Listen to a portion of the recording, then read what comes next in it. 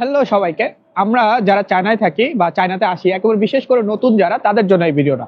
So নতুনদের জন্য এই ভিডিওটা যদি মিস করেন তাহলে আপনি চায়নাতে বসে বাংলা খাবার আর পাবেন না।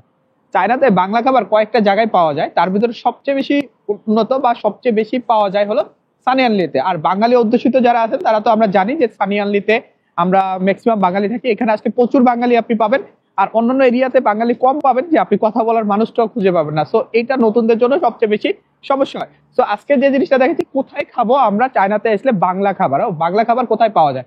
সানিয়ানলিতে কয়েকটা বাংলা খাবার রেস্টুরেন্ট আছে। আজকে যে রেস্টুরেন্টটা নিয়ে ভিডিও করতেছি সে রেস্টুরেন্টের ভিডিও আজকে দেখতে থাকুন।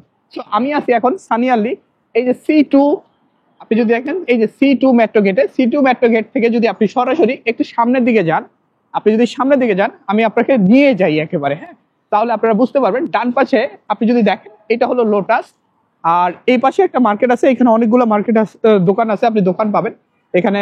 এইটা মনে রাখেন না, এই যে একটা কফি শপ আছে, তারপরে এখানে অনেকগুলো কফি শপ আছে, একটা বেকারি শপ আছে। এখানে দেখবেন অনেকগুলো মানুষ, যেটা হলো ছোট মোটর সাইকেল নিয়ে দাঁড়িয়ে থাকে।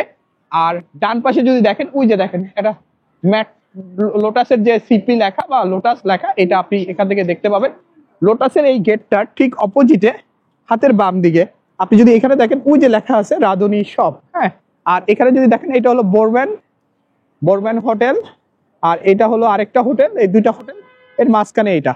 যারা এয়ারপোর্ট থেকে আসবেন, এবার আসি, যারা এয়ারপোর্ট থেকে আসবেন তারা যদি হোটেলের অ্যাড্রেস বা কোনো কিছু আপনাদের কাছে না থাকে, তখন আপনারা যেটা বলবেন, এই চায়নাতে যেটা বলা হয়, আমি ঠিক জানি না স্পেলিং ঠিক আছে কিনা, বলবেন হলো সানিয়ানলি তিতিয়াকো। তো এটা যদি কোনো ট্যাক্সিওয়ালাকে বলেন তাহলে হবে দেন C2, মানে দেন তিতিয়াকো C2, এইটুকু বললে আপনার জন্য নিয়ে আসবে। সো এবার আমি চলে আসছি ফুললি রেস্টুরেন্টের সামনে। এই হলো রাঁধুনির ভিতরের অংশ। এখানে আপনি বাম পাশে সুন্দর করে মেনু পাবেন, এবং এখানে অনেকগুলো সেট মেনু আছে, আর খাবার মেনুগুলো আপনারা খুব সুন্দর করে দেখতে পাবেন। এখানে আসলে আরো কয়েকটা সার্ভিস ফ্রিতেই আপনারা পেয়ে যাবেন, যেমন অনেকেই আছেন যে সিম খোঁজেন, আবার অনেকে আছেন আপনাদের কিছু ডলার বা ভাঙাতে হয়, তাদের জন্য। সো অলরেডি আমাদের এখানে একজন হিরো বসা আছে। সো এই ভাইকে কিন্তু অনেকেই চিনেন। তো সবাই খাবার থেকে শুরু করে এটা আমরা যখন খাওয়া দাওয়া করবো সেই ভিডিওটা দেখবো। সো গুড ফর এভরিথিং, এবং এখানে সব খাবারই মাশাআল্লাহ সব খাবারই ফ্রেশ পাওয়া যায়। আর এই এই হলো আমাদের কানন ভাই, রাঁধুনির ওনার।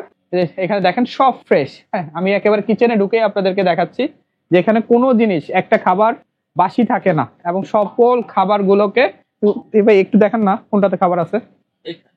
ওকে, এই যে খাবার এখানে গরম থাকে, এই যে ডাল, কি কি আইটেম হয়, ভেজিটেবল, হাঁস, শেষের পথে অলরেডি চিকেন, ওকে।